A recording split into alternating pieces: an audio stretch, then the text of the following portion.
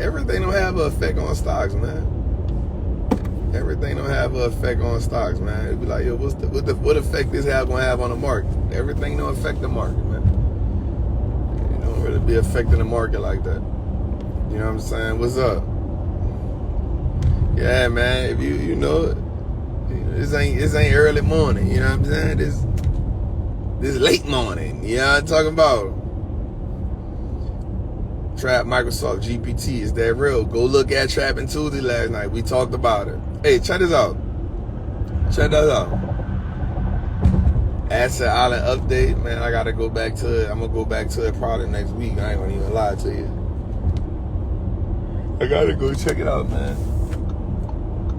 Hey, check this out though. And if you ain't listened to Trapping Tuesday last night, man, that thing is a winner. You feel me?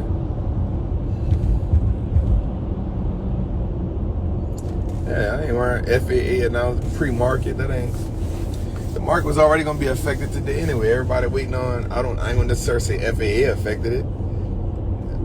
An effect on something meaning it lasts. It hit. You know what I'm saying? Everything don't be affecting the market like people think it do. You know what I'm saying?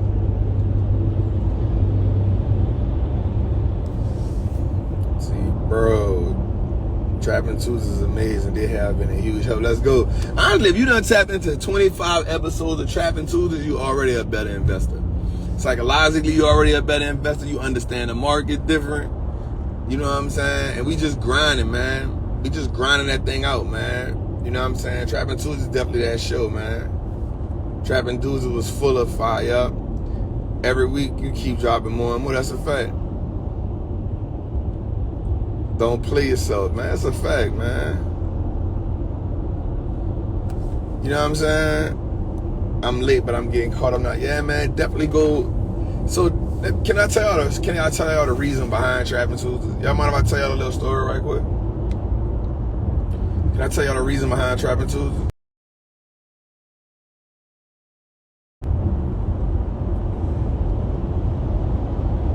Can y'all tell a reason behind Trapping Tuesdays? So here's the reason behind Trapping Tuesdays, real talk. So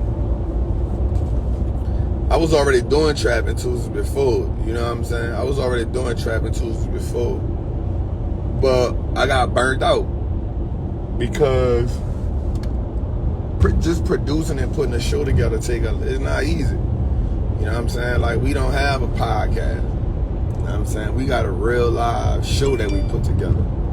You know what I'm saying? Nobody is it's gonna take my show a little longer, you know, but we grinding, and the reason being is because we don't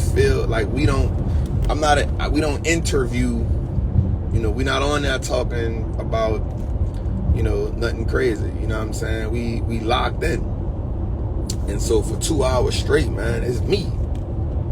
It's me. It's setting the vibe. It's giving us, Andre Norman, what's good, OG? You know, it's me setting the tone. It's me delivering the market from my perspective. It's making it understand it. Ooh, what you know about that red cup, man? You an old traveler, you hear me? You've been rocking for a minute. We're going to bring that back. But the goal behind Trapping Tuesdays, man, each and every Tuesday is to give us a place where we, you know, nobody not talking over our head, you know, nobody not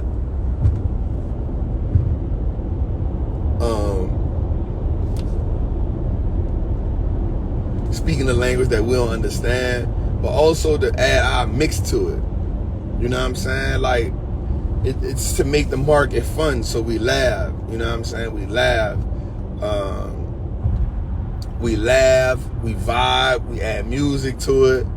We have nice graphics that make we add real graphics like a show, but we make the graphics have a little more flavor so we can understand it, so we can look at it, we can watch it. We break down charts on the Trapping Tuesdays, you know what I'm saying? We break down charts on Trapping Tuesdays, and we look at charts for the people who want to understand a little more about charts and how they work and how they operate. Talking to everyone in the room, is it worth more signing up for Trap stock course? Oh, there you go. You ask somebody in there, yeah. You know, and then we try to bring energy. So we not just, ranting and raving, and we not just speaking about stuff. We giving you actionable steps that you can use. Every week we give actionable steps. Every week we give steps that you can use toward becoming a better investor. Steps that you can use toward helping you gain, and it's free. It's almost a 2-hour masterclass every week.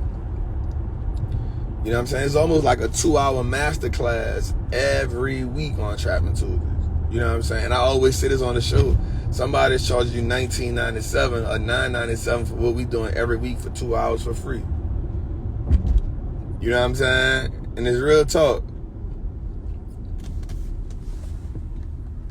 And so for me, I put up a post this morning. I'm like, we're going to be the #1 show. And when I mean show, I'm talking about, like, we going to beat CNBC out.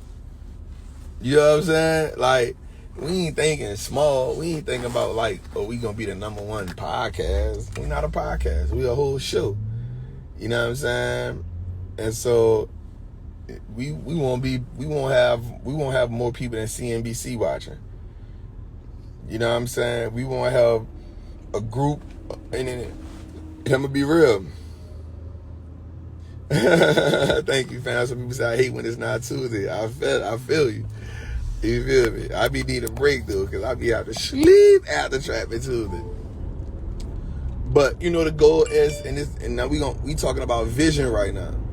Right? We talking about vision. We talking about having a portfolio, and I'm thinking about building like an ETF just for Trapping Tuesday. You know what I'm saying? A Trapping Tuesday fund. You know what I'm saying? Something like that. We gonna model up. We gonna put $100,000 in there, and we gonna it's straight for Trapping Tuesdays. We gonna talk about stocks we got. We gonna start the what is called we're gonna start the Patreon, where if you in the Patreon, what we gonna do is we gonna have it where the Patreon asks questions, but also, like, I'm gonna start a Trapping Tuesday fund. And so, nope, you can't invest in a fund, but what we're gonna do is the stocks that we put in the fund, we're gonna break them down inside of the Patreon. You know what I'm saying? So I think that'd be dope. You know what I'm saying? I think that'd be dope. We start the Trapping Tuesday fund, and then the stocks that's going in the fund, we talk about it in the Patreon. We're going to be like a fund manager. Here's why we bought it. We'll give a synopsis on why we bought it. We'll give a breakdown on why we bought it, what we see, and how we plan to use it, exit strategy. So I think that'd be dope to add more value to, you know what I'm saying, the Trapping Tuesday community. And the goal is to build community. I'm not going to lie to you. That's the goal, is to build community. The goal is to help us understand. Oh shit, matter of fact, I gotta hit my OG right quick, because he hit me yesterday, man.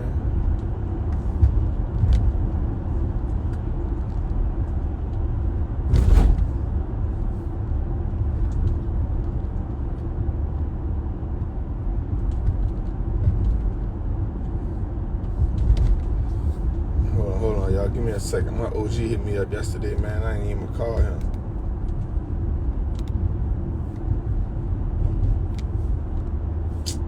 OG don't even got it. Hold on, y'all. Let me hit my OG up right quick.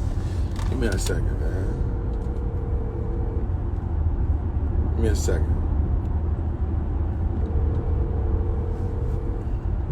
What's up, big homie? What's that, OG?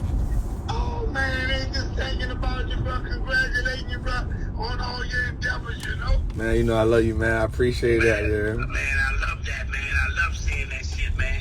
Do that shit for our people, man. Man, you already know, man. How you been, man? I'm mad I missed your call, bro. I apologize for that, yeah. There ain't no problem, baby. My daughter be reaching out to you, too. Yeah, she hit me. She was like, she sent me an inbox, and she said, man, my daddy trying to call you. I said, hey, hold up. I ain't see OG trying to call you. What you got going on? Oh, ain't nothing, but I just got off the treadmill working out, bro. Come on, man. I love to hear that. Yeah, I just got off the treadmill doing that hour on it, Come on, man. I love to hear that, man. Yeah, in my man cave, I love to hear that. I'm driving right now, dirty, but I just wanted to give you a call. Give me about an hour, and I'm gonna call you right back. But I just wanted to make sure. I wanted to call you to let you know I saw the call, all right, and I'm hitting you back. You heard me? Oh yeah, I told my daughter, I said that man. Hell yeah. Hell yeah. Yeah, man, but I was just reaching out, letting you know, bro. I love that shit, man. I love you, man. I'm gonna hit you when I finish.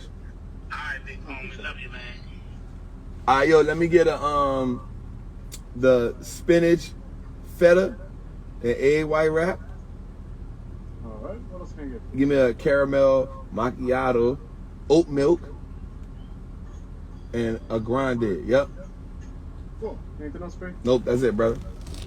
Doing that. Man, that's the OG, man. That's the OG, man. OG been rocking me for a long time, man. He used to give me a lot of game and shit when I was young. And when I was growing up, and even when I came home, he used to just be like, bro, I love you, bro. You own it. You know what I'm saying? And he used to always tell me, bro, you special, you special, you special. And so his daughter used to always be on me about, my dad always talk about you. My dad always talk about you. And so that's it, man. Let me see. Let's see. What is your advice to someone who is not working but investing as little money as he get in the market? Remember about dollar cost averaging. So if you're not working, I think you're doing the right thing. Take your time. Invest with strategically in this moment. Invest strategically because remember you're not working. So I don't want you to,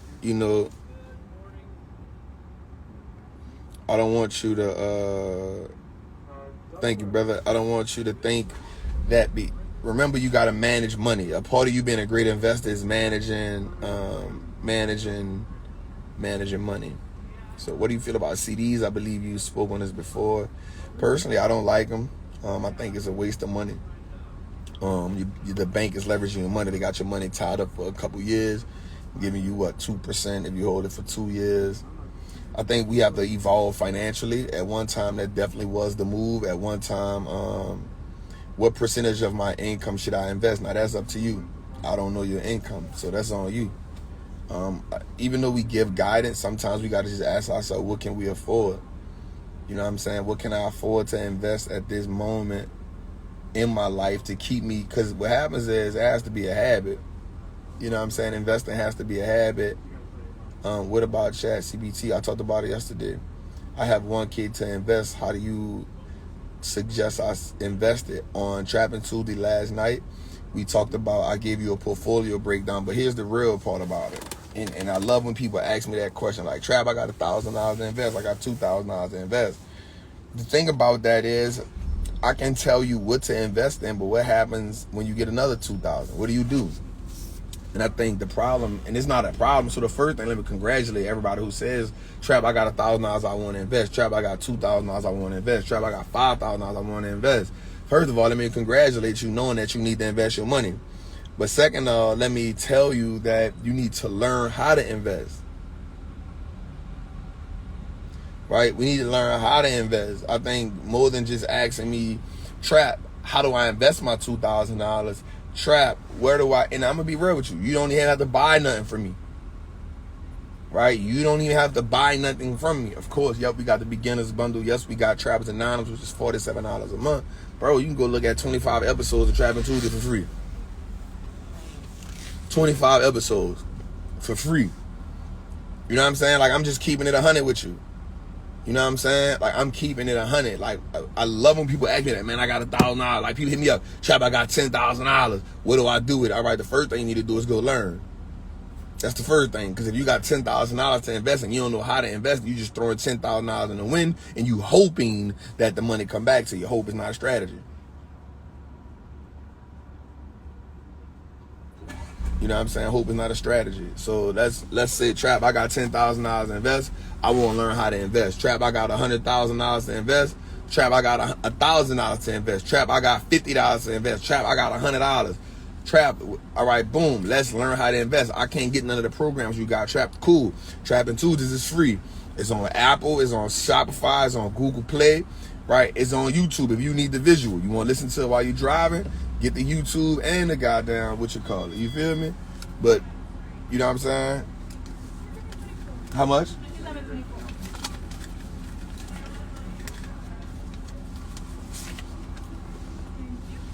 So I think that's the first, you know what I'm saying? That's the first thing about investing, right? Thank you. I wanted it cold. All right. Thank you, beloved. Why is Ian charging $10,000 for this? I don't know, because maybe he feel like he's giving that much value. I never have a problem about the prices. It's depending on the value they're giving. I think if he's giving you $20,000-$30,000 worth of value, then it's worth it, right? I think we got to stop looking at the price of things, start looking at the value. That's something that's given. I think we are trained to look at the price and not the value, right? I think we need to, start looking at stuff like that instead of saying the problem is if you think 10,000 is a lot of money. That's the issue. And I'm not saying it's an issue with you. I'm just saying it's an issue if we look at stuff like, damn, 10,000 is a lot of money, man. Well, if the 10,000 can make you 100,000, right? Then, thank you, beloved. No, it's all right. Thank y'all. I appreciate y'all so much. I think that we got to start looking at things from a value perspective instead of a cost perspective. And I'm not just saying that because I have courses for sale. I'm not just saying that because I'm saying that because so let me give you an example, right? So for instance, I paid for a mentorship. The mentorship was $55,000. But in that mentorship, I learned how to make 7 figures. Thank you so much. I appreciate you. All right, and in the mentorship, I was taught how to make $1 million. So was the $55,000 worth it? Right? Because it gave me more than $55,000 in value. You feel what I'm saying?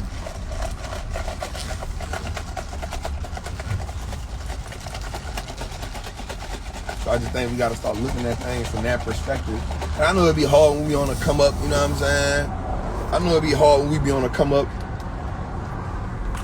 When we be on the come up trying to see things from that perspective, I know it'd be hard. So I get it. You know what I'm saying? I get it. When we looking at stuff, we be on the come up, like we don't understand that shit. Like I get it. You know what I'm saying? I get it. So when we be on the come up and we trying to, it's somebody we really want to rock with, you like, damn, dog, $10,000? Like, damn, bro, $10,000? I can't afford that. You know what I'm saying? But if you ask yourself, all right, so the goal not going to be, all right, how do I get $10,000 to talk to him? How do I get $10,000 to get in Stock Club? But now the next mental hurdle you got to overcome is, here's the next mental hurdle. I've grind and hustled to get to 10,000.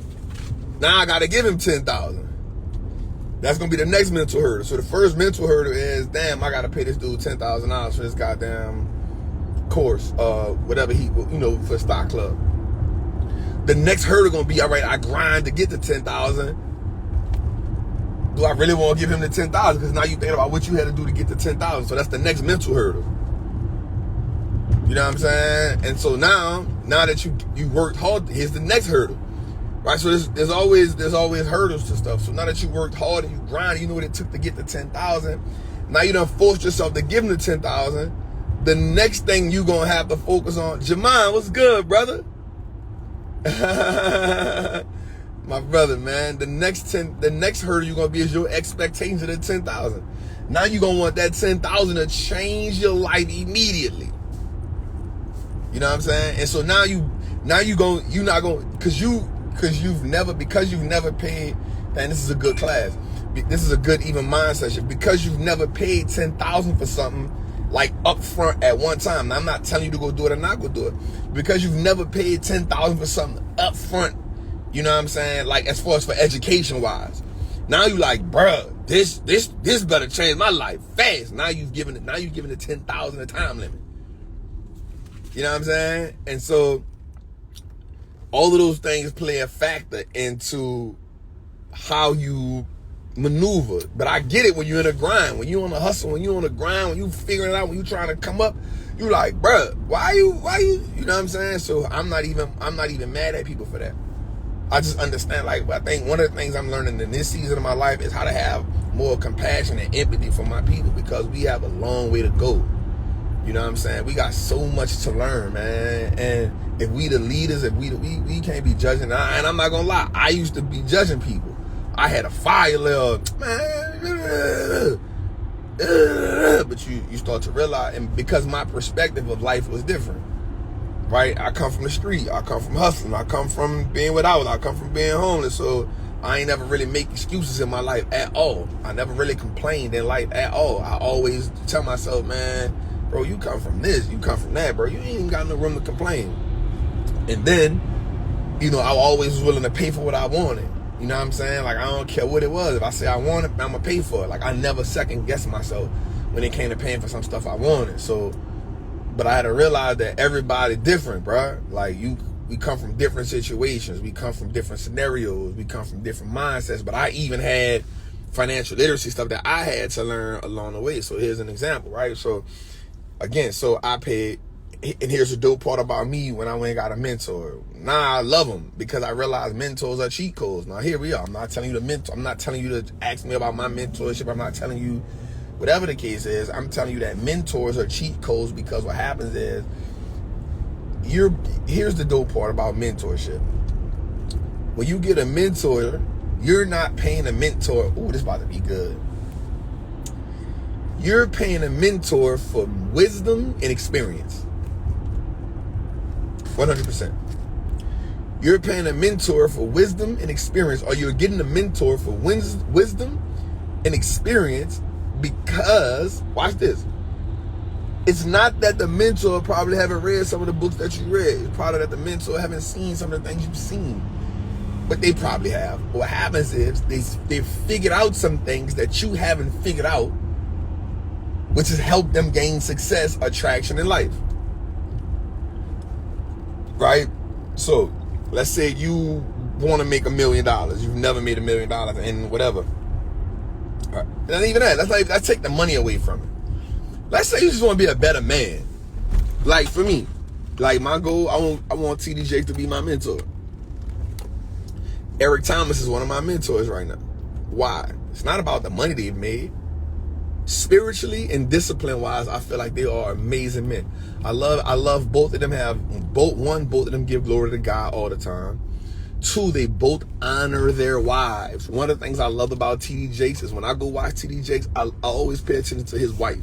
She be the most locked in person in that audience. I don't care who you is. I don't care how long you may come into this church. There's no one in that audience more locked in than her. When I listen to E.T., one of the things he'll always tell you, the reason why I'm doing what I'm doing is because of my wife.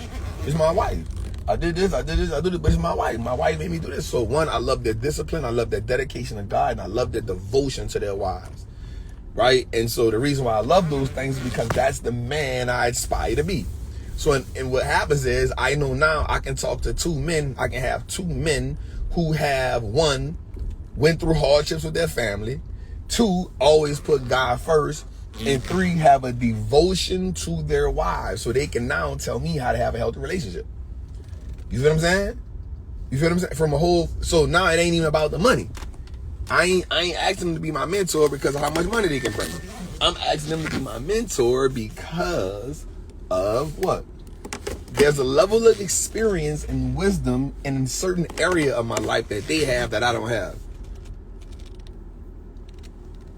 Right? Now for me, whatever mentorship costs, I'm willing to. It has nothing to do with money. Now, of course, they are successful businessmen, and we're going to applaud that, and we're going to appreciate that. But that wouldn't be the reason why I'm going to them for mentorship. Not be the reason at all. I can promise you that. You feel what I'm saying? That is not the reason why I am going to them for mentorship. I am going to them for mentorship for the purpose of what I just told you. You know what I'm saying? So we got to think about, you know what I'm saying? We got what we going to mentorship for. All right, y'all, I want you to do me a favor, man. Let me put y'all on hold for a second. I got to drop something.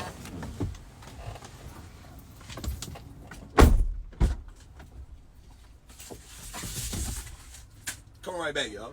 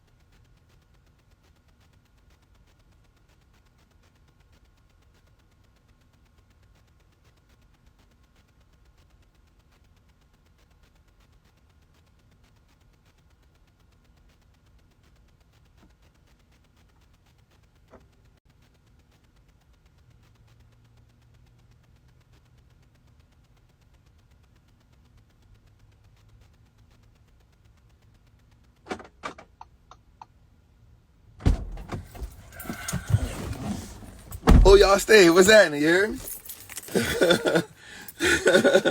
What's good? Nah, I appreciate y'all. I had my daughter mama hit me up and said my daughter needed a box for school. So let me say something right quick. Give me a second.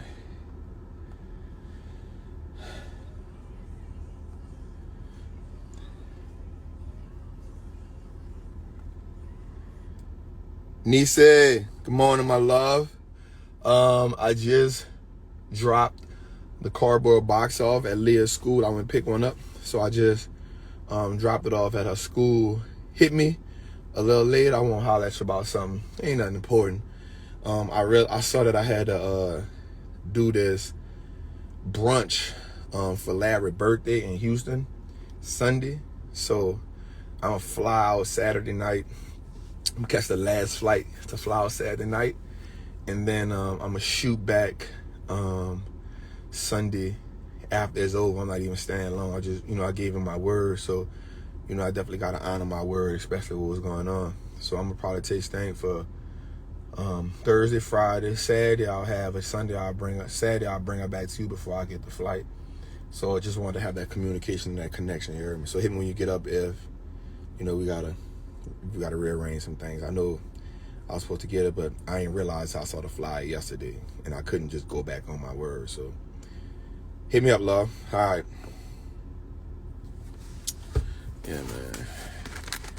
All right. So basically, all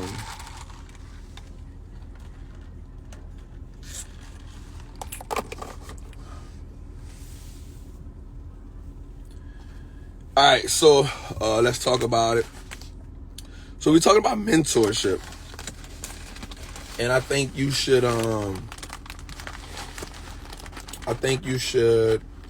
important for us. Oh yeah, nope. Nah, me and my daughter mom are cool, man. We have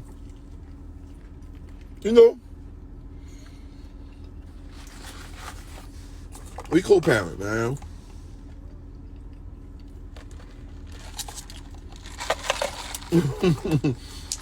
That's why I try to shake it up.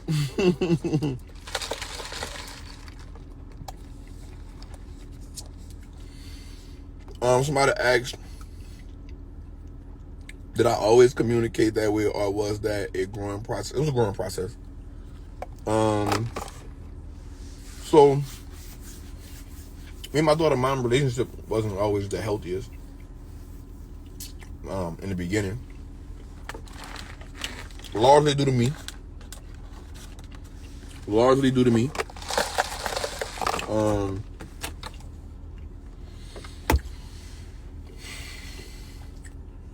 So we both from the hood.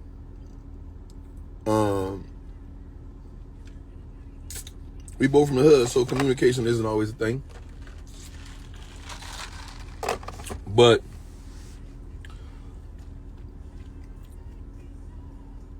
I think as men, sometimes we have to realize I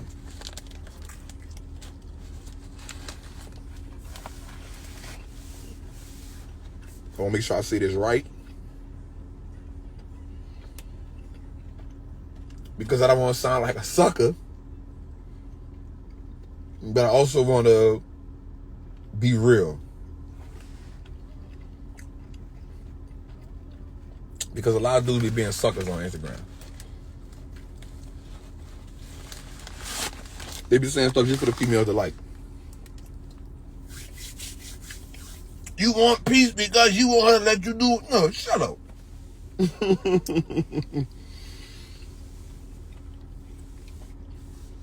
You want her to be your peace so you can run around and do what you want to do? No, I want her to be my peace because she's toxic. I'm not talking about my daughter mom. I'm just saying how the dudes be talking on Instagram. It made me mad all the time. Dudes be saying stuff just to make women say, yeah, you feel me? And it's something about that type of language coming from men that makes women go crazy. You know what I'm saying? That we gotta stay sucker proof. So they be on some sucker stuff. I ain't gonna lie to y'all. Women fall for it every time. You know what I'm saying? Brandon, King, you know it, man. Like, I'm telling you. I be like, bro, y'all gotta stop, bro. Like, stop being goofy on here, man. You know what I'm saying? And so, but me and my daughter mama relationship wasn't always the best. But what I had to realize was her energy toward me was a traumatic response based on things I had done. Right?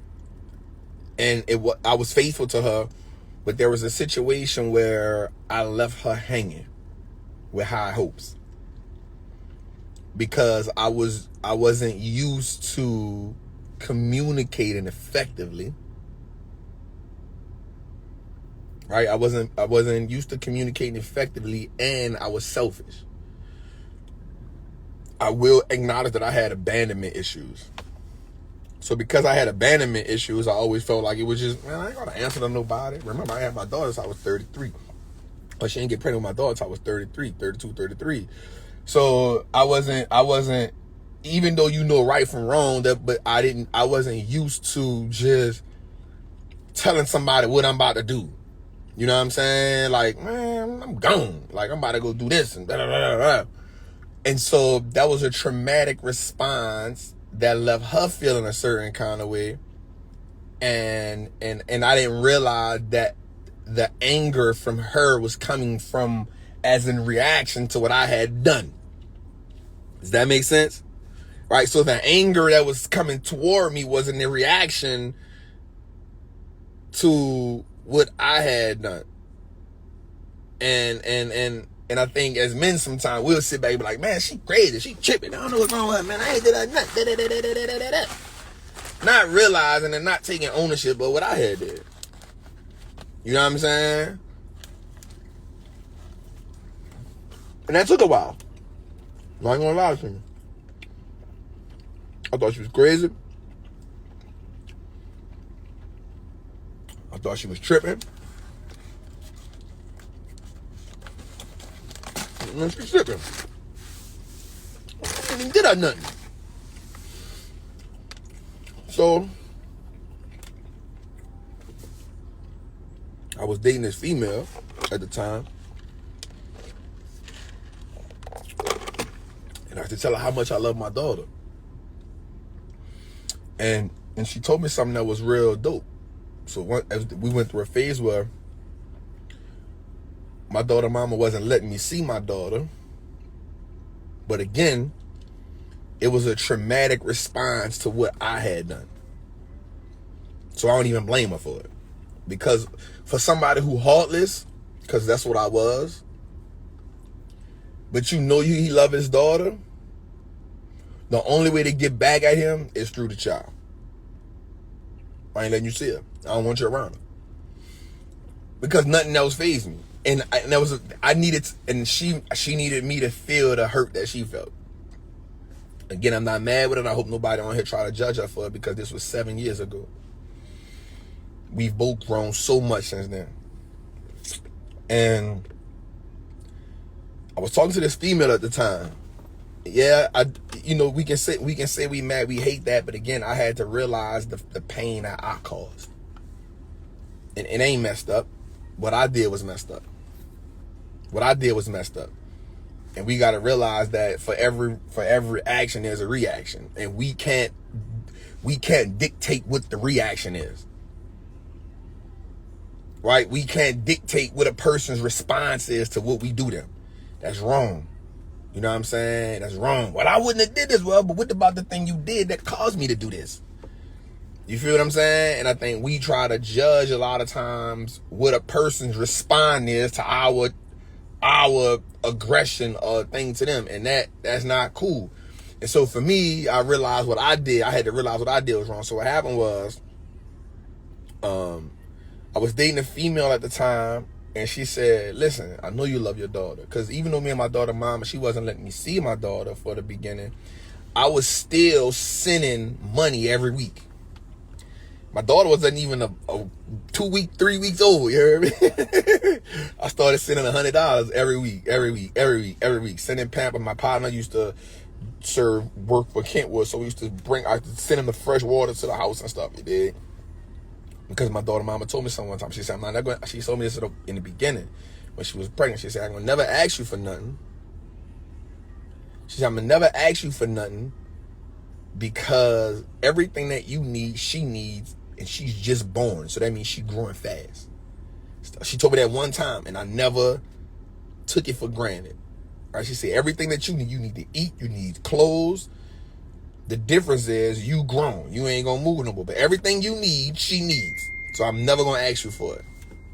And ever since she told me that, I've never, ever asked her, what she need, unless it's important. You know what I'm saying? So I just was sending money. I was sending $100 a week. I was sending Pampers. I was sending everything. And so the female told me something one day, man. And I think sometimes, man, you just need, I think the message, if the message comes from a certain person in a certain time, you receive it different. I'm a firm believer in, depending on who the message comes from, it's received different. And so the female I was dating, we was vibing, and to this day I still check on her, even though we not together no more. I mean, even though me and the female not dating no more, we haven't dated since 2016 or something, I still honor her because it's because of her that I had the whole mindset shift. It's because of her. She said, listen, I know you love your daughter, because any other dude who's not seeing their child would not be sending Pampers, water, milk, and $100 a week. Nobody would be doing that. So she know you love her, but you haven't acknowledged what you did wrong. And so I immediately went into reflect. How many acknowledge what she did wrong? She not even answering the phone because she had me blocked. she had me blocked. Like, I'm like, she don't even answer the phone. She was like, just keep texting her. She said, well, you don't want to fight for your daughter? She's like, you come from the street. You a gangster. You fall for all kind of stuff that don't even make no sense. Fight for your daughter. And so she was like, listen.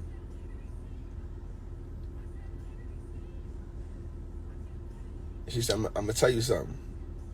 She said, one day she going to answer that phone. What's good, family? She said, one day she going to answer that phone.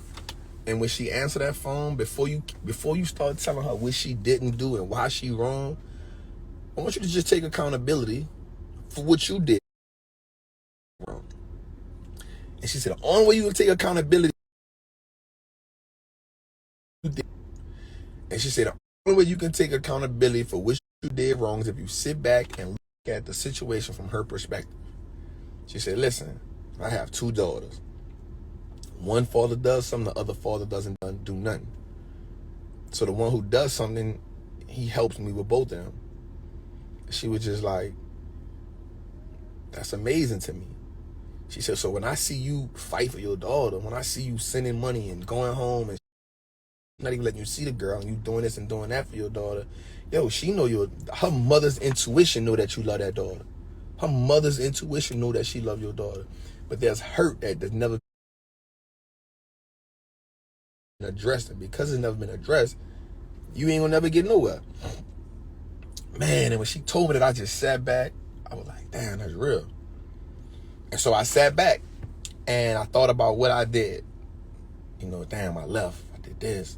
Damn, we was doing this. It was abrupt. I didn't really communicate with her about this. I bet. And so I remember I remember texting her. And then one day, she texted me. She texted me. And my whole, at that point, I had never been scared in my life, but I was nervous. I was like, oh, golly. And then she was like, what? And I was like, man, look, we got a daughter together, right? She was like, so? I was like, oh, man. And I just thought about what the girl said. And so she was hitting me with venom. And I was like, all right. I said, look, man, let's just have a phone call. So she was like, all right, bet. I'm free now. And you could just hear, you can hear when a woman got that fire, that sassiness in them. You can hear when they just want to just go off. You can hear it. I can see the neck rolling in the text message. You feel me? I can see the neck rolling. I can see it. I can feel it in the text message. You know what I'm saying? I can feel it. can feel the venom. I can feel the venom from the text message. And so when I called them, I was like, man, how you doing? She's like, I'm good. I felt it. I felt the bobblehead. I felt the bobblehead. I felt the bobblehead. I felt the bobblehead. I was like, look, man, let me just say this, man. I apologize for how I handled you. You know what I'm saying? I apologize for, how things been the last couple months. I do appreciate you for still, accepting the money, letting me send this for my daughter. But before we go any further with this conversation, here's what I want you to do, man. I want you to tell me everything that you have a problem with me with. I want you to tell me everything you felt like I did wrong. I want you to tell me everything you felt like I could have did better. I want you to tell me everything that you feel. And what happens is when you tell me everything you feel, after you say it to me, I don't want you to go on Instagram no more and talk about me. I don't want you to, I said, and not that she was bashing me on Instagram, but she was just sending little subliminals, you feel me? And I was like, I don't want you to go on Instagram and talk about me no more because none of them people on Instagram was in the bed with us when we made her. So let's go. Get it off your chest. Talk to me. I want to talk.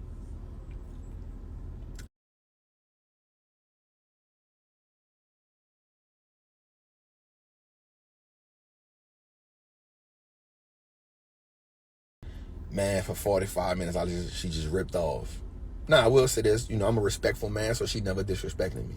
But she told me interject, be like, nah, you wrong for this. That ain't how that went. This ain't how that went. I just let her get it off her chest. Let her get off her chest. Let her say it all. And I say, all right.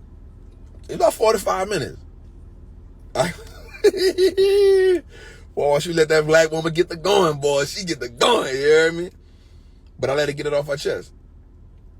And when she got it off her chest, I was like, how you feel? She still had a little venom in me, but I could tell, like, I had the Muhammad Ali. I had the war ass out, you hear me? I had the war ass out, you feel me? So I let her get off her chest, and I was like, how you feel? I said, now check this out. Let's move forward. And I remember me telling her this exact word. I remember telling her, I want to be a great father because I never had my daddy. But I can only be the father that you allow me to be. Here's the thing, yo. You keep telling me I can't be a great father from here. Let me show you that I can be.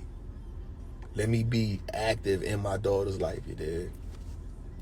And so she was like, I'm going to think about it. And I wasn't mad. I was like, all right, bet. Because I know who she is as a person. I knew who she was as a person, right? And this is the real truth. This is the God-honest truth. I started texting her every day. And I remember her, like, they were about to come to New Orleans. I was still in the air, like, I'm about to come to New Orleans. I want to see Leah. She was like, all right. So I remember I asked, I said, you going to let me take her? She was like, nope. You can see her while you right here in front of me, but I ain't about to let you take her. I was like, all right, cool. No argument. I was cool, right? You don't need her permission to be a good father to your daughter. Everybody can handle it different, yo. Everybody can handle it different. I mean, that was 7 years ago. I did what I felt like was best for me. Again, I realized the hurt that I had caused in that situation. I realized the harm I caused in that situation. And so because I realized the harm I caused in that situation, for me, it wasn't about me trying to say what's right and what's wrong. It was about me doing what's best for my child. And what was best for my child was me communicating with my daughter mama whom I had harmed and whom I had hurted, right? And so when we feel like, no, this shouldn't happen, we ain't listening to the harm and the hurt we cause people. We always speaking from a perfect world. It's not a perfect world. We're dealing with human beings. We're dealing with people with emotions. We're dealing with people with hurt and pain prior to you. You know what I'm saying? And so when we dealing with that, we got to realize what part we playing on the pain that a person already have. We're always looking at stuff from our perspective and what's right and what's wrong and what's perfect. Yo, every situation is different. Every situation is different. So while you may feel like you don't got to ask her for permission to be a good father, you're right. I probably didn't have to ask for permission, but I knew the hurt I caused in that situation. I knew the harm I caused in that situation. And I knew for a fact I ain't want to put them white folks in my business. I ain't want to put my daughter mama on child support. I ain't want to put myself on child support. I ain't want to go to court. I ain't want to tell the courts, yo, she not let me see my child. And now we making a situation that just some simple communication could have changed. A simple communication changed the whole situation. You know what I'm saying? And so I was like, man, I'm not about to put the white folks in my business, because once I put them in my business, now I can't get them out my business for a situation that me and her had, that all I need to do was communicate. Yep, it's okay for me to let her have a little leverage. I ain't tripping. I bet she's the mother of my child. I can't father my daughter alone. Just like she can't mother her alone. You feel what I'm saying? So let's have the conversation. So you're right, I probably don't need her approval to be a good father, but having a great environment for my daughter goes through me and her. So that was my mindset behind it. Again, you may be right, but that was my mindset in a minute. And so I remember asking her, let me come see her. She was like, you can see her if I'm here. She still had venom. You feel me? I was like, all right. And then I remember asking her, man, you can let me take it? She was like, hell no, you can't take it. I was like, all right, bet, no fight. I ain't tripping. You feel me? And so for Father's Day, I was like, yo, I want to take my daughter. If you don't mind, just me and her, I want to go. And she like, bet, you could do that. And from that moment on, like, we just built a relationship. So I was living in Atlanta, and I would fly her and my daughter, so she do hand makeup. So I would fly her to Atlanta. And I would say, look, I was working, so I would be like, look, here's $1,000. I know you'll probably make more than this in a week doing hair and makeup, but let me at least cover some of the money you'll miss. So I would fly them out there. They would come stay by me, and we never had sex. We never had sex. I had a nice condo, and I'm sorry, it was a loft. It was a nice loft. I would sleep on a sofa. I would let her and my daughter sleep in my king size bed. I would sleep on a sofa. I would go to work, come home. She would cook sometimes. Never had sex, because I didn't want that to mess up what we was building. You feel what I'm saying? I ain't want it to mess up. And you got 7 years, me and my daughter mama ain't had sex. My daughter's 7 years old. Because I understood, I watched all my homies, and I watched some of the mistakes they was making. They wasn't with their kids' mom, but they were still having sex, messing with their feelings.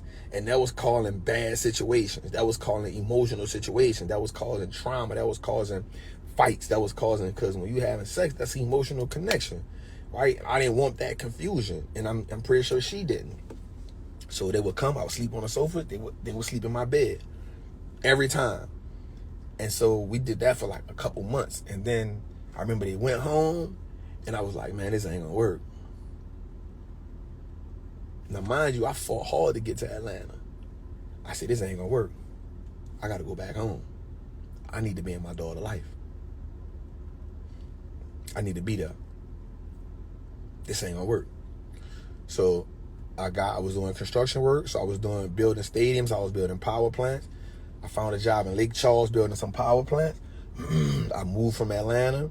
I got the job in Lake Charles. I kept my crib, because I still had another 7 months on the lease. I moved back home. So it was 2.5 hours away from New Orleans. I was working I would come back to Atlanta every 2 months. I gave my homie my key to my house. I'm like, bro, y'all can be in the crib. I don't need much care, you hear me? I said, man, I don't need much care, bro. I had just moved in a loft. And so, yep, Cornell used my ball between Cornell and my cousin. I was coming back and forth. You know what I'm saying? I was working 6 days, 7 days a week. I would get 1 day off. I would go see my daughter for 2-3 days. I wasn't even worried about coming back to Atlanta. You know what I'm saying? I had to let her, I told her, if you let me show you I'm about this life, I'm going to show you that I'm about taking care of my little one. I'm going to show you I'm going to be there for you as well. And so we just vibed out. And she saw it, and she was like, bet, that's big, again. So I just showed up in that space. And then when she started dating somebody, this was another obstacle, right? This was another hurdle we had to cross, because we wasn't together, right? Yep, I was out there at Fleur, yep. So I didn't work for Fleur. I worked for, it was in Hagberry, and then I went to Sassaw. I forgot the name of the company we worked for. And so what I did was like, all right, so now, again, I had never seen her in a relationship. I had never seen her dating someone. And she'd never seen me dating someone. So I was like, damn, You know what I'm saying? Like, shit. You know what I'm saying? How does this make me feel? You know what I'm saying? But immediately I thought about my daughter. So I was like, all right, like, bet. Like, we not doing nothing, Trap. So we gotta let her move on with her life. We can't be mad at that. We can't trip about that. All right, bet. So what's the plan here? And so I went to her. I said, listen, check this out. I can't tell you who to date, who not to date, nothing like that. I said, but check this out. All I ask is that he respect you and he respect my child. That's all I'm asking.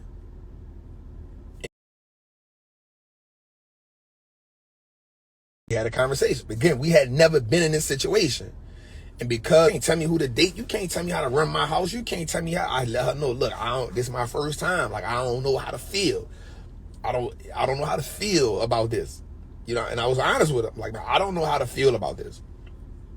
You know what I'm saying? I know we not together, but I don't know how to feel. You know what I'm saying? I'm not telling you who to date and who not to date, but I don't know how to feel. Because my first instinct now is to protect. You know what I'm saying? Dude, a good dude. You know what I'm saying? I ain't gonna lie. You know, he a good dude. I didn't know how to feel. And I was honest with that. And I'm saying all this because somebody asked me about communication. It's because of my daughter that I learned how to communicate with my daughter's mom, which then opened me up to learning how to communicate all around the board. You know what I'm saying? I didn't know how to feel. You know what I'm saying? It wasn't that I was jealous. Jealous wasn't the thing. I just didn't know how to feel. My feelings was like, wait, there's another man now. Now, mind you, this was later on. My daughter's 7 this year. So this was probably when my daughter was about maybe 4 or 3 or 4 or something like that. You know what I'm saying? So, it wasn't like she went right back and started dating somebody. So again, now we talking 3 years, 3.5 years, 4 years where it's just me and her communicating, me and her talking, me and her, you know what I'm saying? We vibing. Right? But then when she started dating somebody, it was like, whoa. You know what I'm saying? Like, I wasn't jealous, right? Because I had been, dating women, seeing women, and I wasn't trying to be controlling, but I was just like, yo, I'm gonna be real. I don't know how to feel. Like, I'm seeing pictures of y'all now and people talking to me, and I don't know how to feel, but I'm on my child. And so, because I knew dude, man, me and him had a conversation. You know what I'm saying? I was like, hey, bro, check this out, man. Listen. My little one here. I can't tell you what to do. Y'all grown-ass adults, bro. But all I ask, bro, is just respect. Just be respectful in front of my little one, dog. That's all I'm asking, bro. And because he knew me before,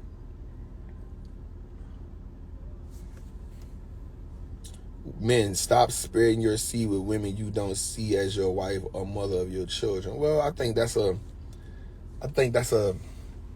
lot, because even if I see somebody as my wife, don't necessarily mean it's gonna be my wife. Things happen, right? It's not saying we went into that thing wanting to have a long relationship. Again, it's not a perfect world. It's not a perfect world. You know what I'm saying? It's not a perfect world.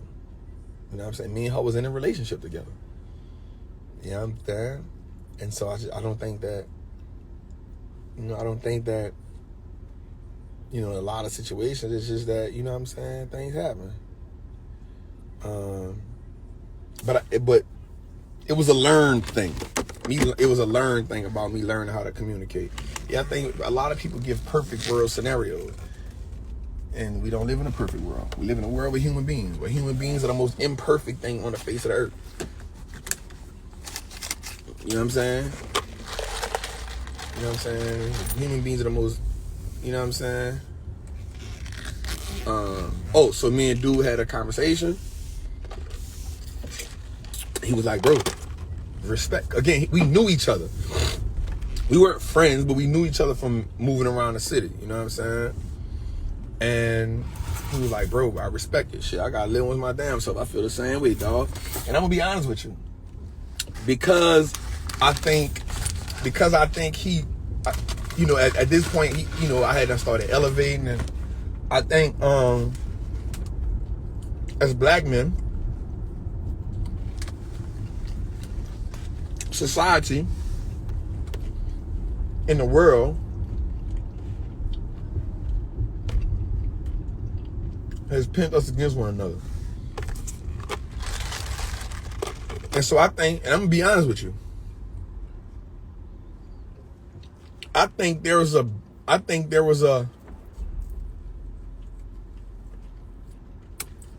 not intimidation, but I think there was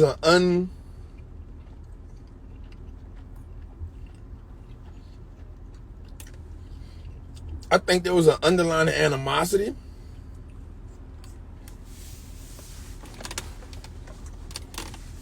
between me and him.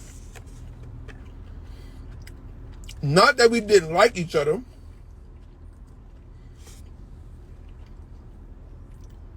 but I don't think he knew my response to him, and he didn't know my response to me. Wasn't even insecurity.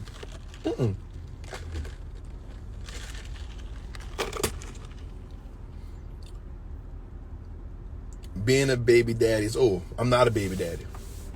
That's my daughter's mother. I'm a father to a child. So I'm not a baby daddy. I've never called my daughter mom or my baby mama. She's never called me her baby daddy. So that's one thing we need to get rid of, right? Again, things happen, man. You know what I'm saying? But I think society has implemented inside of us that there should be an underlying tension between two people, two men who have, where there's one person with a child there and a person they're relating with.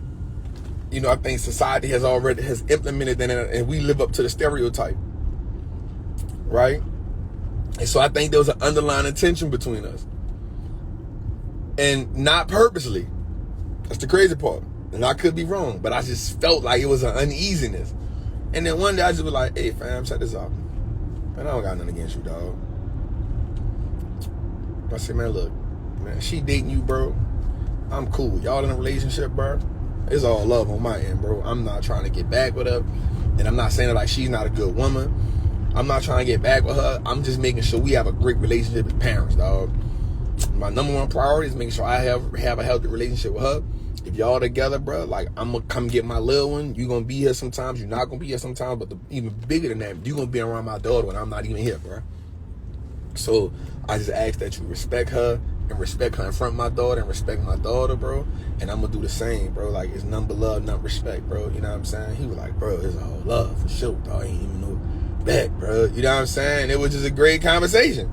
And it was cool. We don't got to try to be about to have no problem with you. You know what I'm saying? Brother, I have no problem with you, brother. She's a great woman, bro. You know what I'm saying? She a little spicy. She a little feisty. You know what I'm saying? She sassy. You know what I'm saying? She a great woman, bro. She resilient. She a hustler. She loyal, bro. He was like, nah, bro. Bet. And I just had to let that man know. Like, there's no... And I think that's one of the things that as black men we gotta do. Like, we gotta start learning how to just tell each other, bro, I don't got nothing against you, bro. When you see me, I see you. So one of the things I do when I see another black man is like, what's good, King? Immediately I defuse the bullshit between us. What's good, King? Defuse. Defuse alert. Defuse alert. Because I'm not the enemy. Why American black men hate marriage? What are y'all afraid of? I don't think black men, so here's a woman speaking from her perspective.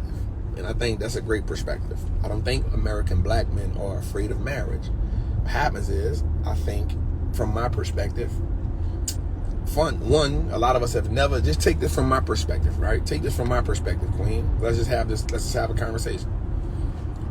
If you grow up never knowing what a healthy marriage is, we live life from observation and what we see, right? So if you never see a healthy marriage, if you never see a healthy relationship between a man and a woman, how do you know how to conduct? How do you know how to be in one? Right? I don't think black men hate marriage. I think women have to learn how to be wives, and men have to learn how to be husbands. I think I heard T.D. Jakes say this the other day, and it's not shooting a shot at a woman or nothing. He said women know how to be great. I think it's even worse for father, because I think black women for sure, see black women mother. right? Black women see black women mother all the time. And I was talking to Megan from Know For Sure. She told me something the other day. We was talking, me, her, and B. And she said, man, I'm going to be honest with you. I said, what have you learned? Again, it's not taking shots at nobody. This not me taking shots at nobody. Again, I'm just giving my perspective. Just giving my perspective. She told me something. She said, Trap, I'm a good mother, but when I was married, I was a bad wife. I said, what? I've never heard a woman say that. I've never heard a black woman admit to that. She said, nah, I was a bad wife. I ain't know how to be a wife. I knew how to be a mother. And it's crazy because I had just heard T.D. Jakes say this. She said,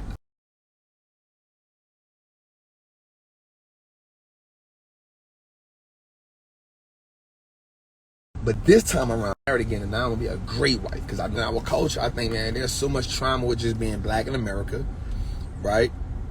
I think there's so much trauma with being black in America. One of the things that happens is we don't never see healthy relationships.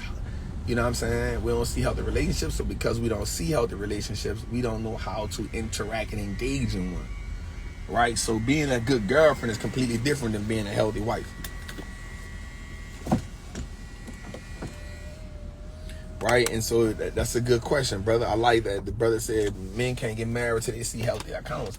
And so one of the things for men is we are driven by how we can provide. Right? We are driven. So I think we have to start understanding each other a little bit better. We have to take the time to start understanding together who we are, what we are. You know what I'm saying?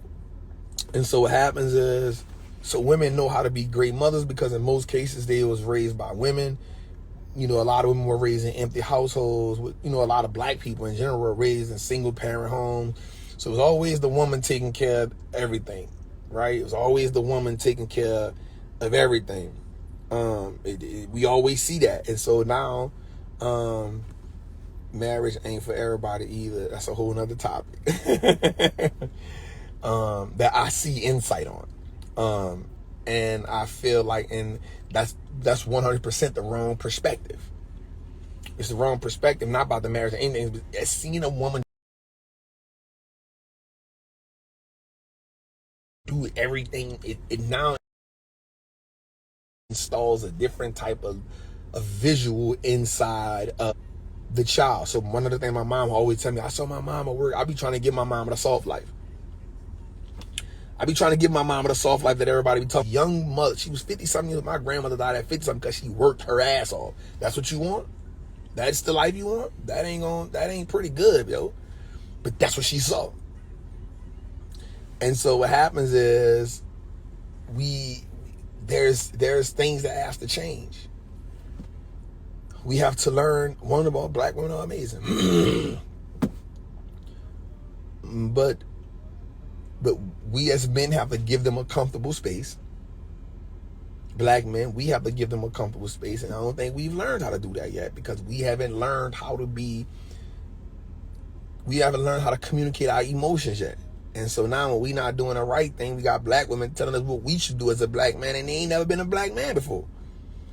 So now they telling us how to be a black man because they were raised by strong black women. So now they're comparing what we got to be as a black man to what you saw as your strong black mama or your strong black grandmother be. So now you telling me what to be as a strong black man based off what you saw your strong black mama or your strong black grandma be. That ain't how that go.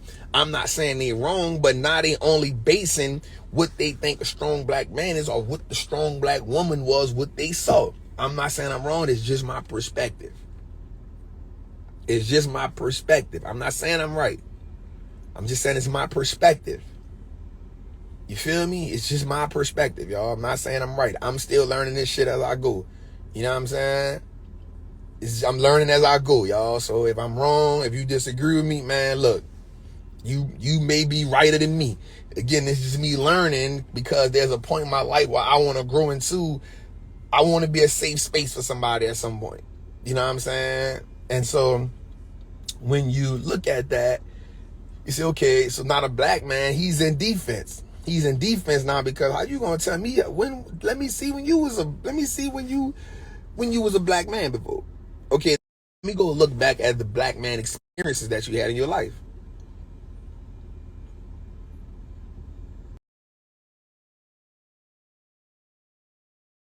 right? So now you go look at the black man experience in your house, you see none of them were healthy. And so now, now there's the miscommunication, right? Because one, I probably have never seen a strong black man or a successful black man or a black man who wasn't, having sex with a whole bunch of women. I haven't seen a black man who probably didn't exploit women. I probably have never seen a black man who dealt with black women in a certain way. So now I gotta unlearn the old habits that I saw. That takes time. That takes healing, because now when you growing up in a hood, so now all the black women, what's the thing we get proud of them? How much money we can make and how much sex we can have. Boom, this has always been the trophy for the black man. So now I gotta learn as an adult now that is not cool. You know what I'm saying? I now gotta understand that was stupid. You know what I'm saying? So now I gotta unlearn that craziness when I've built up an appetite for it. You know what I'm saying? So now I gotta unlearn that foolishness, because I've spent 20 years, 30 years, depending on where you at, because I've built up the capacity for feeling my value in how much money I can make and how many women I can have sex with. That has been a part of my value as the man. So now we gotta unlearn that foolishness. And what happens is, and this is the bad part. Here's the bad part. The bad part is, here's the bad part. In unlearning that, as black men, we tend to hurt a lot of black women, which adds on to their trauma in looking at black men a certain way. Again, this is only my perspective. This is my perspective.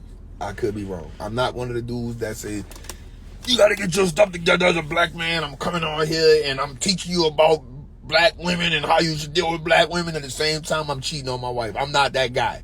I'm figuring out as I go. You know what I'm saying? I'm not the black man on here telling you to do all the stuff that you should do with black women, but then I'm dating 17 different black women.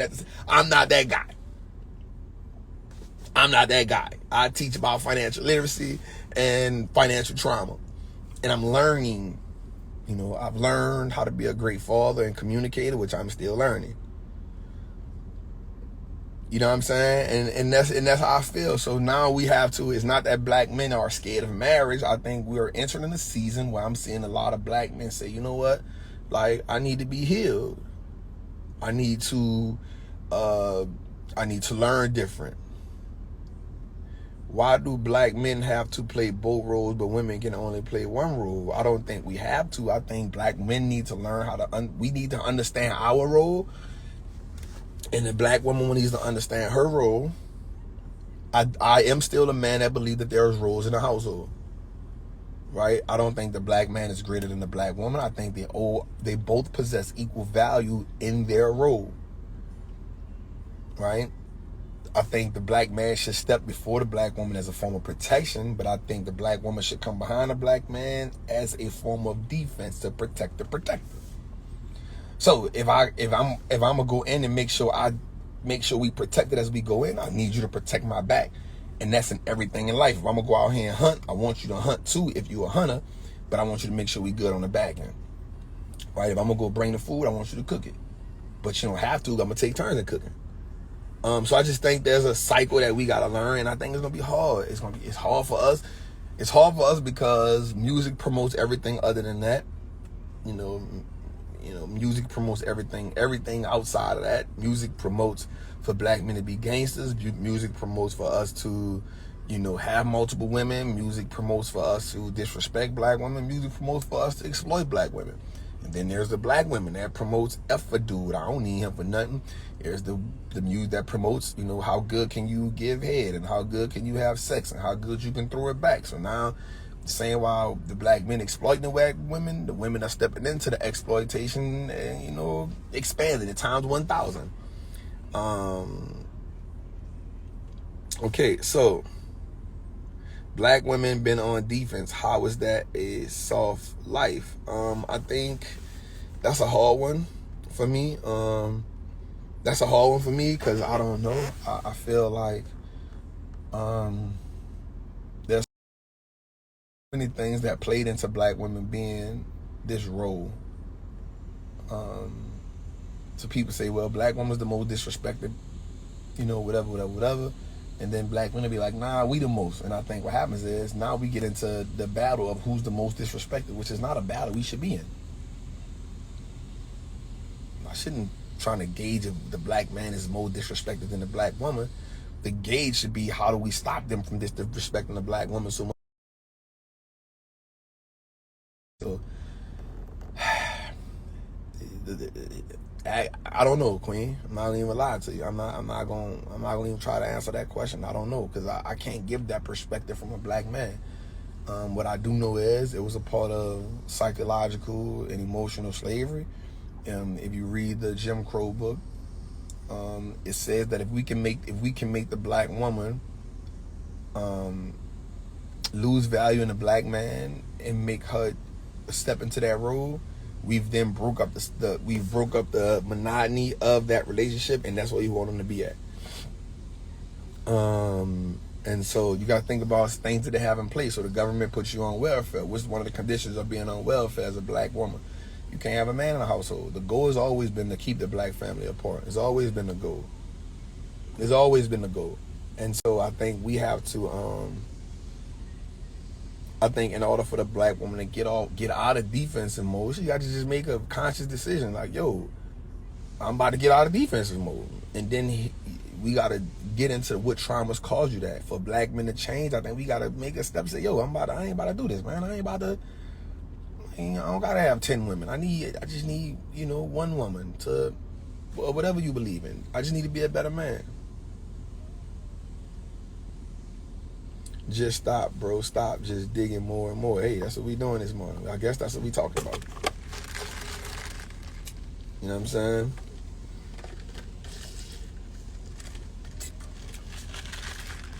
I think black women say, I'm in defensive mode. I don't think we can say that's. I'm not gonna say it's not the black man's fault, but we gotta make a conscious effort now to get out of that.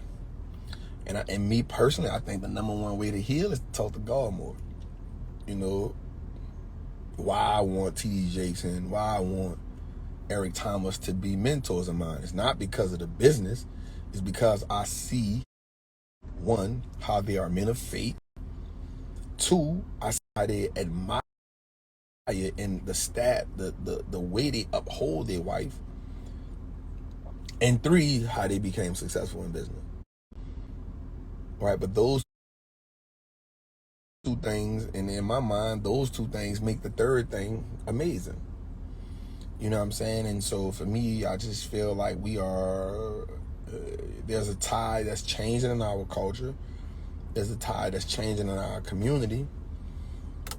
But it takes every last one of us to get on the same page, to have the same perspective, and to realize what we doing. You know what I'm saying? And none of us are perfect. And I think, this internet is hurting us a lot, but it's helping us a lot too, because we get to have these type of dialogues and have these perspectives and see one of the pages I love to follow is I want to say it's the Tilrays. The Tilrays or the Tilleries.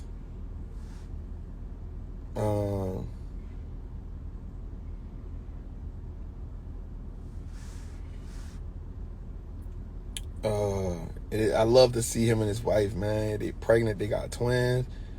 I love to watch their page because it's a great example of it's a great example of, let me see, the Till, let me see.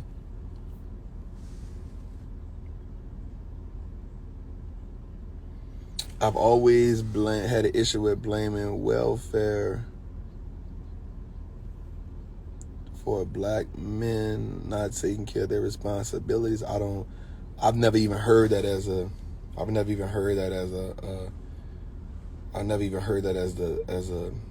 complaint. Yeah, that's them. Love the Tilleries.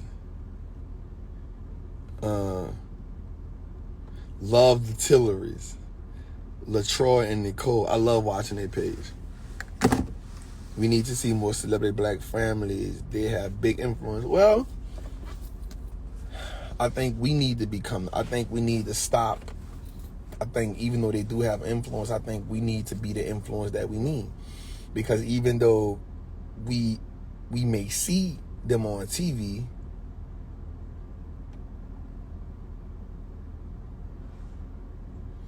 why BM treated Meg Thee Stallion like that?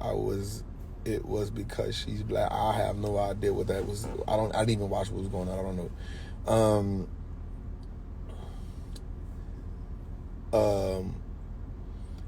I don't think we need. I think we do need to see. I think we do need to see more black families in general.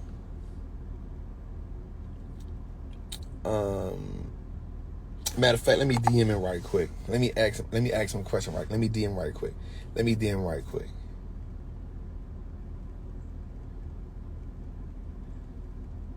Yo. What's good, family? Hopefully, this is LaTroy and not Nicole. Congratulations, Queen. LaTroy, if you are available, I'm on a live right quick, man, and I would love to get your perspective on something. So we have almost 500 people on the live. I'm talking about your page and how dope and amazing your page is. Could you request to come on my live right quick? Let me give y'all an example right quick. I believe this is a healthy black family. Right? I believe that this is a healthy black family. I watch them all the time. I be in their family. I feel like I am the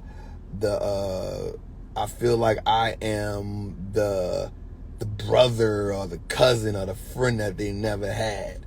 Right? It's so I hope, I see he just saw it, or one of them just saw it. Him or his queen just saw it.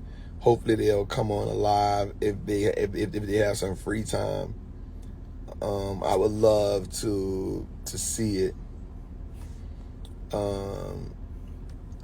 Uncle, yep, for sure, man. Like I love when the terrorists go out. Listen, they are. I feel like it. I watch their family. I'm all in the pregnancy. I'm watching her belly get bigger. You know what I'm saying? I'm watching the belly get bigger. I'm watching the kids go to the dentist. I'm watching him be a father. I'm watching. I watch them shoot the content. I watch he always give her roses and flowers. You know what I'm saying? I be paying attention. I'm like, well, this is good. I watch how affectionate he is with her. You know what I'm saying? I watch how, he always like, I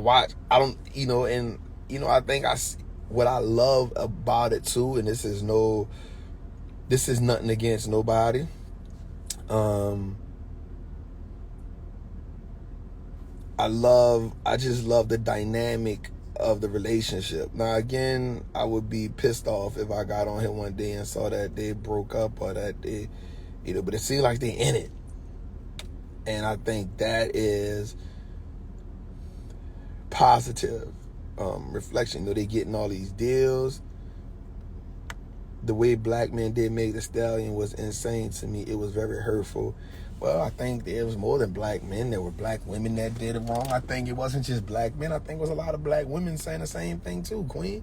I just think you looking at it from one perspective. I think we as a whole did that whole situation wrong. I think the media made us pick sides instead of saying, it was a black man or a black woman. I think we just pick sides. We say, okay, I'm rocking with Tori, I'm rocking with Meg. And I think we instead just understand like, damn, that's why is it that the media has this brother and this sister in the media so much? You know what I'm saying? Why they don't do that to other media, like that, you know what I'm saying? Why that? You know what I'm saying? Why are they in the why this is in the media so much? You know what I'm saying? We got a black man and a black woman. Yeah, bad enough she got shot. That queen got shot in the foot. Let's you know what I'm saying? Why are they making a division? Why are they making us choose? like that. You know what I'm saying? The thing for like the OJ trial. You know what I'm saying? Like, why isn't it, why the media pushing that like that? You know what I'm saying? There's so many, and I'm not saying it wasn't wrong. You know what I'm saying? I'm not saying it wasn't wrong. Like, you know, exactly. I was about to say that. Like, Brett Favre, that situation ain't getting no media. That's what we should be really mad at. Right? When the courts, we had to vote. And one of the things I do, and one of the things I'm heavy on, and I'm going to be real, is our black media outlets. Right? I feel like our black media outlets don't do us justice. Because with there's enough, you know, there's a lot of other media outlets that shine negativity on the black culture. Why are we pushing the same narrative? You know what I'm saying? Imagine if the Shade Room, you know, was like a, you know, imagine if the Shade Room pushed positivity. Right? Imagine if the Shade Room pushed financial literacy like EYL, or imagine if the Shade Room push positivity like Wallstreet Trapper doing, right? Yo, what would be the effects of that to our culture? You know what I'm saying? What would be the effects of that in our culture? You know what I'm saying?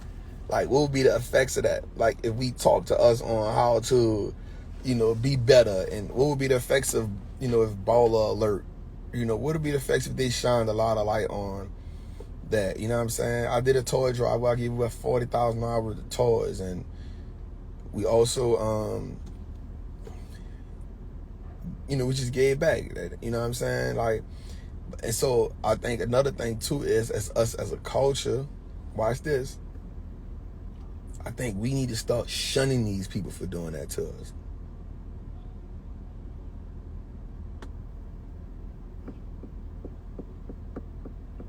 You feel me?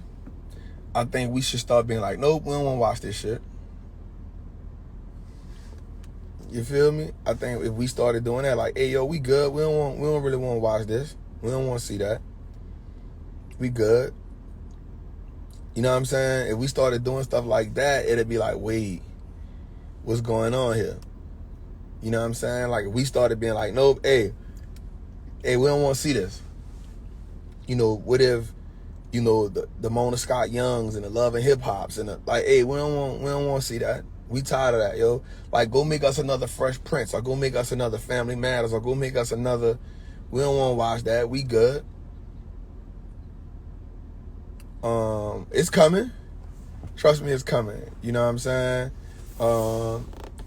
You know, what if we had a situation where, you know, we're rappers.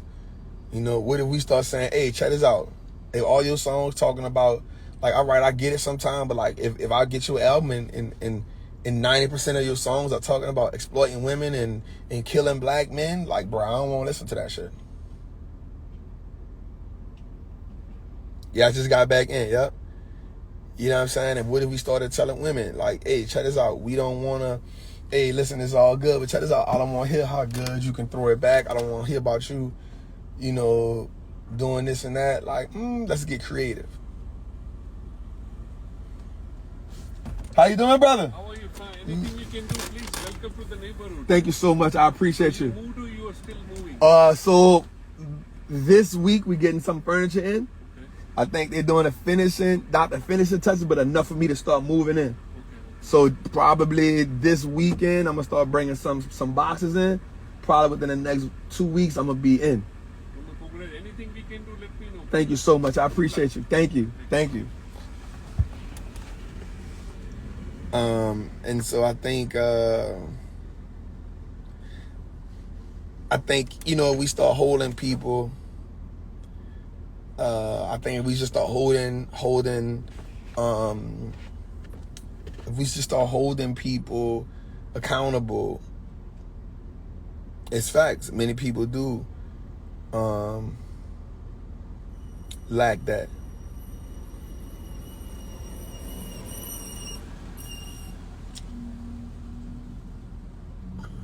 And I think we just gotta learn. We gotta learn. We got a lot of learning to do. We got a lot of learning to do as a culture. We got a lot of learning to do as a people. Tori, what's good, Queen?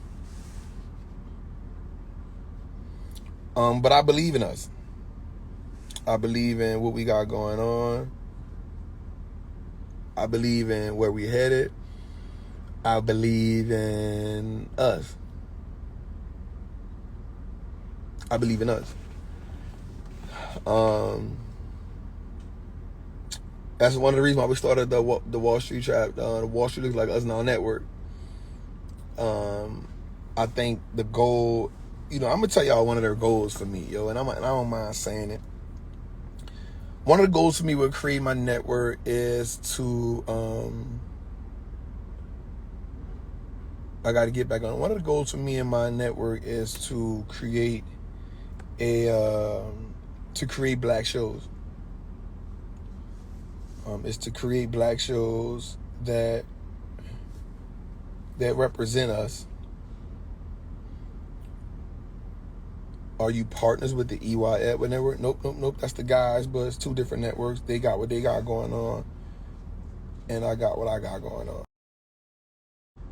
And let me say this, because people will always think that there's something between that, but there's nothing between that.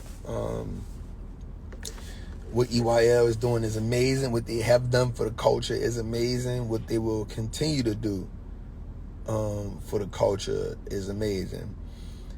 But what I think, and I've seen people hit me and I just kind of ignore it, but what I think people need to realize is there is enough room for all of us. There's enough room. They don't have to be one. You know what I'm saying? Did EYL, everybody was in artist mode. While everybody was in artist mode, building their brands and doing what they had to do, I think EYL was building out their platform. And I think what happened was the platform took a shift where they started understanding the impact they were having and that we all were having on the culture. And then once that happened, they were like, yo, we shifting gears. And I just think some of us, like me, I'm like, yo, I have a unique perspective on the culture, a unique perspective on investing. I'm like, yo, I need to build my own network out so I can do my own thing. Nothing against them. That don't mean I don't like them. That's the homies. You know what I'm saying? Like, but I want to build my own thing out. And so because I want to build my own thing out, I can still say, yo, my boys over there killing it, but let me build my own thing out so I can do Trap's perspective. And I feel like there's enough room for us. There's enough room for everybody. They don't have to be, like I think people always, what's another thing with our culture. Oh, I see my people on. Yeah.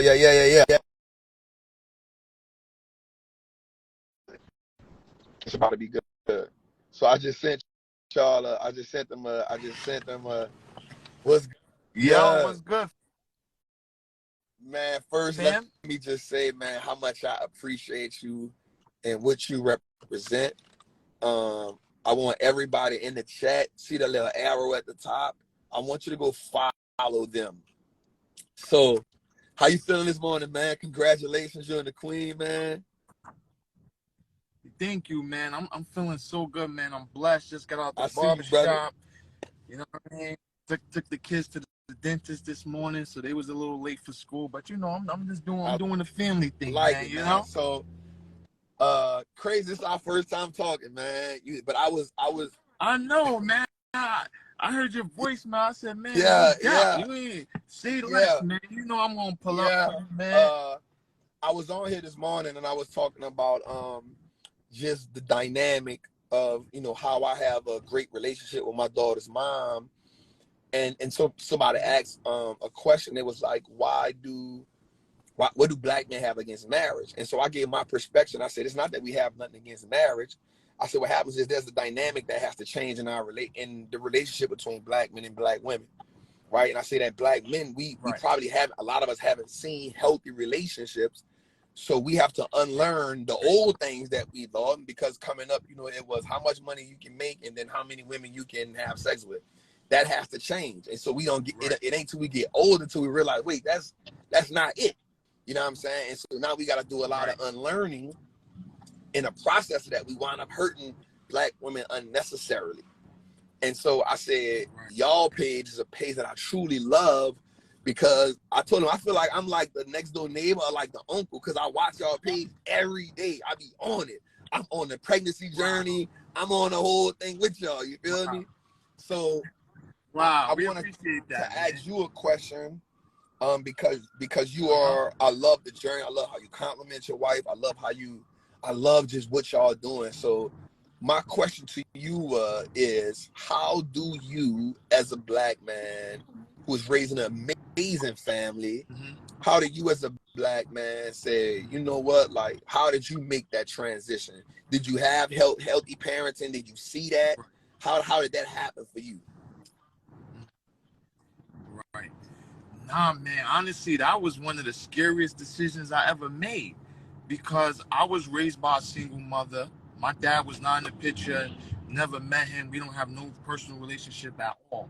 So I never seen it. In fact, growing up in the hood, because I'm from Brooklyn, so, you know, growing up in the hood, the highest epitome of a relationship was like baby mom. You know what I mean? Even before I had a family, I knew what I wanted. I knew that you know, when God picked the right woman in my life, I wanted to have a family. That's something I always wanted. So even when the rest of my homies was having 16, 17, 18, I never, because the biggest thing for me was, you know what I mean? Because I was running around engaging in, you know, extracurricular activities, doing things I ain't have no business doing.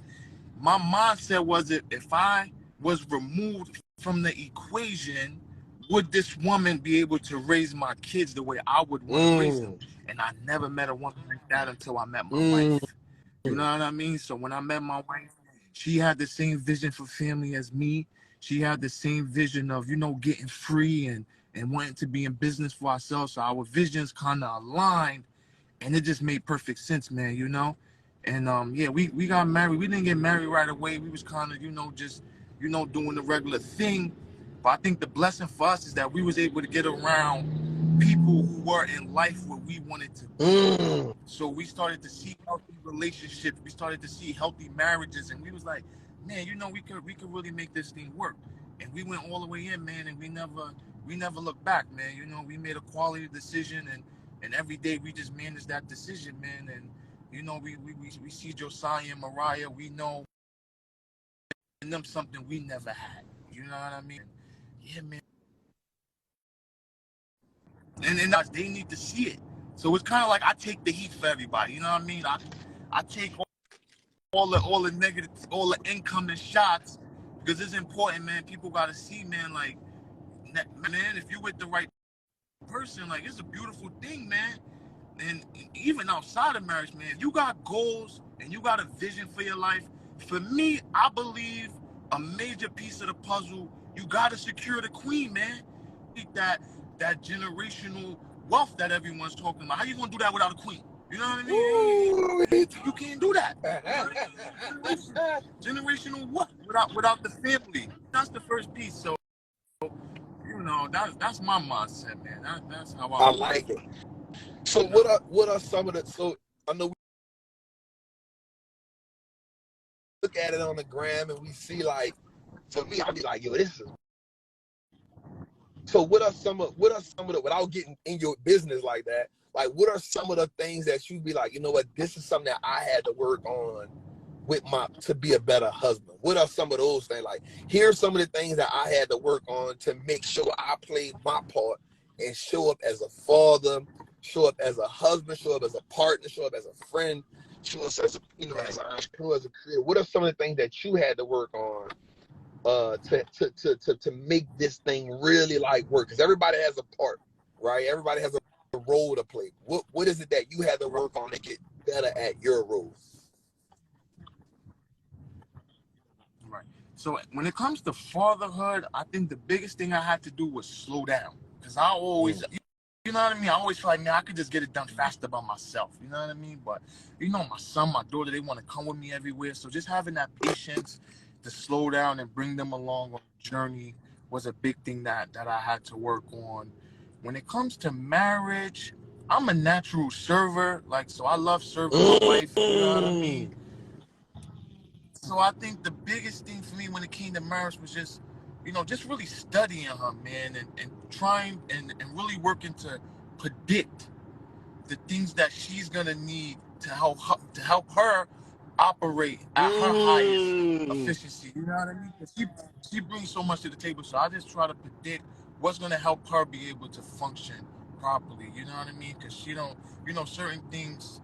You know what I mean? I just have to make sure that it's good for her. This is good. So, damn, this is good. So this is good. So I've never heard that perspective, right? So you're saying like, because you were just like, I had to fix this within myself and I had to do this. But you said something completely opposite. You said I'm a natural. I want to serve her. I want to serve her.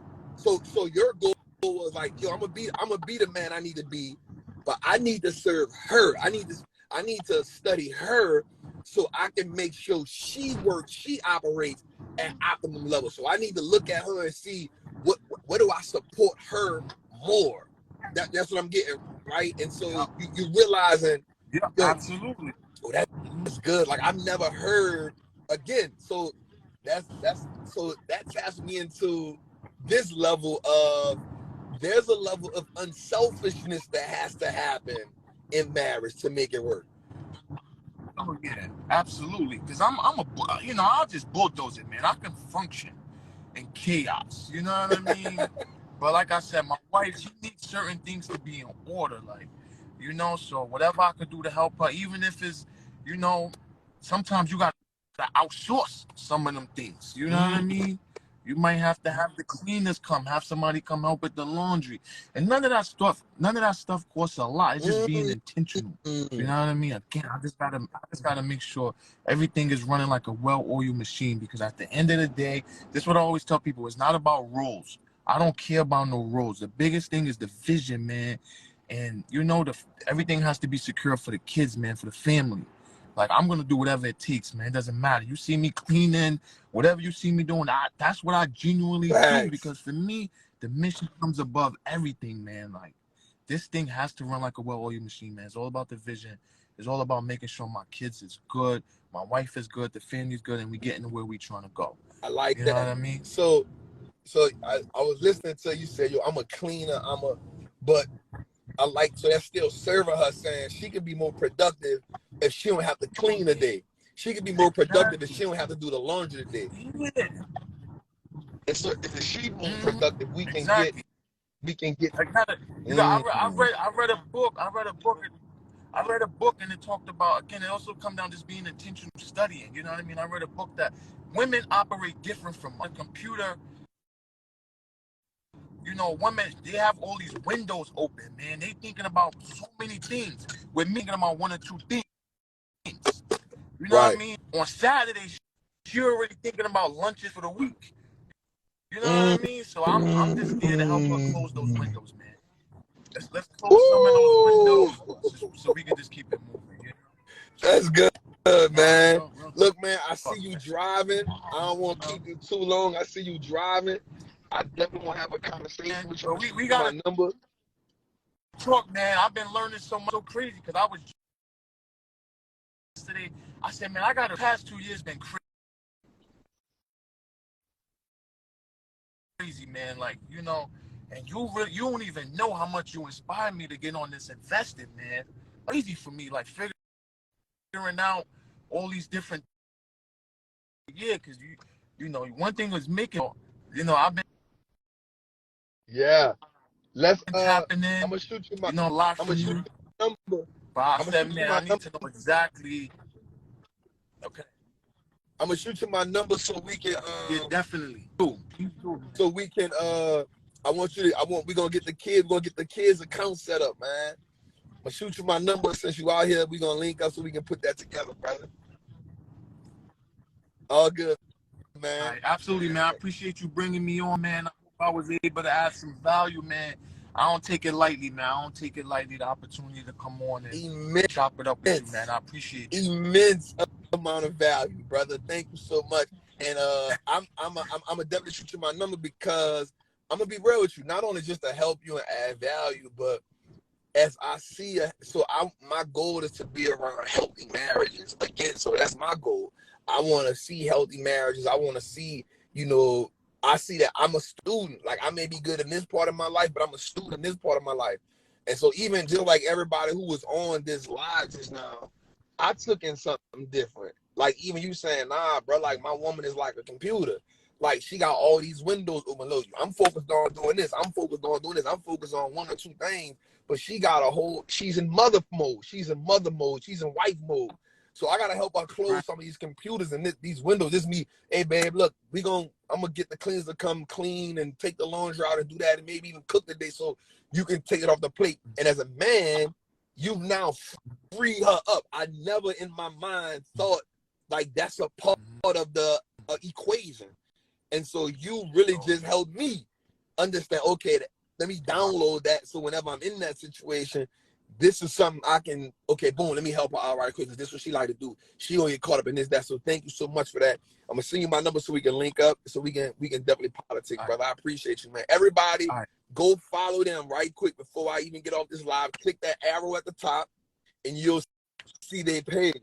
Go follow them. I promise you, their page is the only like relationship page I follow, and it gives me all the feelings I need.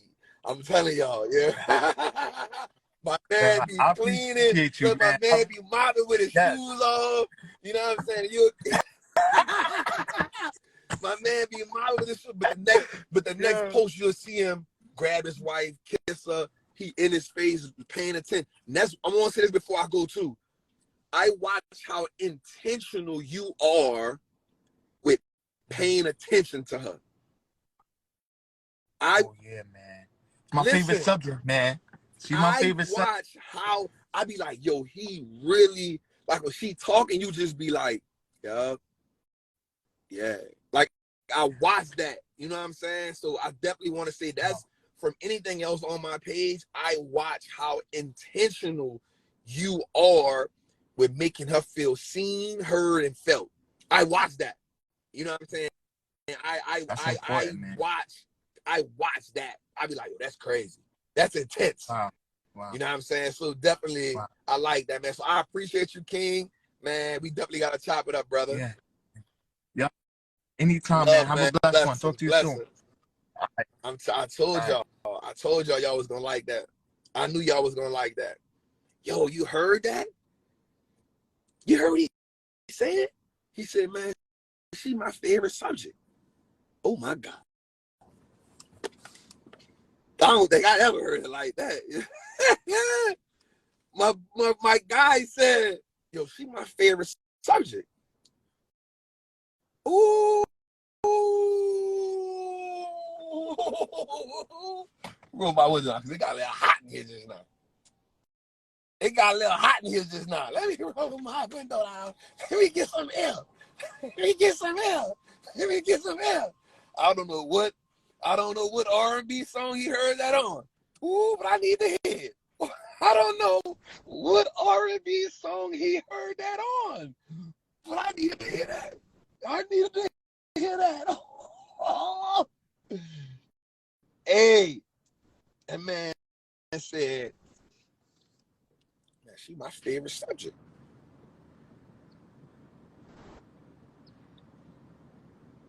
That man said she my favorite subject.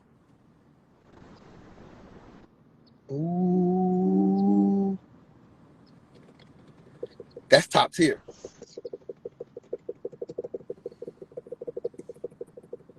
That's top tier. That's high value. I don't care. That's high value. My man said he gave us so many. So here, check this out.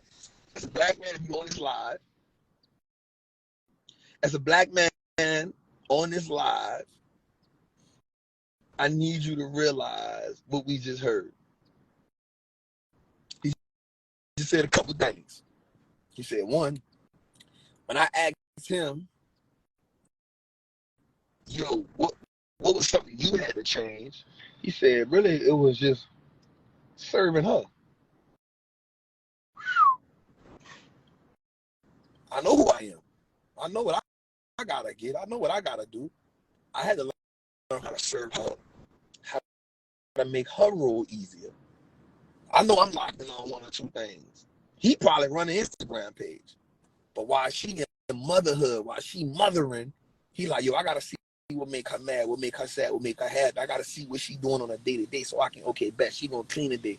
Let me call the cooking. And he said something that was dope. Man, that don't even cost no lot of money to get somebody in to come clean the crib. That's a day she ain't got to clean the crib. That's a day she can relax and do something different. Let me call somebody in right quick to do the clothes and the laundry. Boom. That way, this the day she ain't got to worry about doing the laundry. Let me go pack the kids' lunch for the week. That way she ain't got to worry about that. Let me do. I'm like, ooh, that was good. Learning how to serve her. I'm telling you, when I watch his page, when I watch their page, I watch how intentional he is with paying attention to her. Like he pays attention to her. Like he pays attention to her. Like he like I watch when he listens to her, he just be like, you know, I look at the simple things. He affectionate, so he grab her, you know, he'll rub her shoulder. You know, for me as a man, again, so it's seeing healthy relationships. It's seeing healthy relationships. Ooh, that's it. He said, I learned how to predict what she needs. That was good, man. That fed my spirit just now. I'm not even gonna lie. That fed my spirit. I knew that was gonna be good. That fed my spirit. That fed my spirit. That fed my spirit just now. Damn, that fed my spirit. Damn. That fed my spirit. That was good. That was good. That fed my spirit. That fed my spirit. But he killed me. He laid me to rest when he said, she is my favorite subject. I don't know what in the man, what in the LB show? Yeah. I don't know what in the LB show he got that from. But man, listen, let me walk in this crib right quick, y'all. So I'm about to do something I ain't never done before. Bring y'all in my house, man. I don't know what in the LB show. My man said, man, I don't even think that's no New York talk. I think that's just a man that love his wife talk. Really? That's all I think. What's up, brother? What's up? What's up? I think that's just a man that love his wife. What in he sweat could never. Man. What in the Al Green was that, man? What in the Tevin Campbell was that, man? Shit. She my favorite subject. Alright, let me give y'all a little walkthrough, man. Let y'all see. So we are redoing these bathrooms.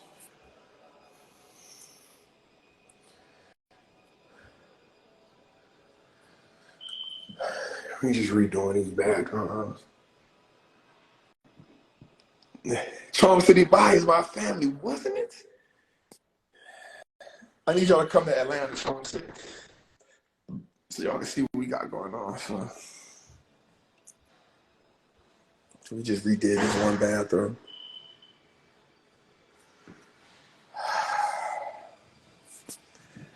Yeah, man, that was some Tevin Campbell. Can we talk for a minute? I'll be sure. What's up, brother? How we looking? We looking good? We got a couple deliveries going to be here today. Yeah. Friday and Sunday. All right. So some of your lights for your basement are going to be here Sunday. All right. We're going to That's cool.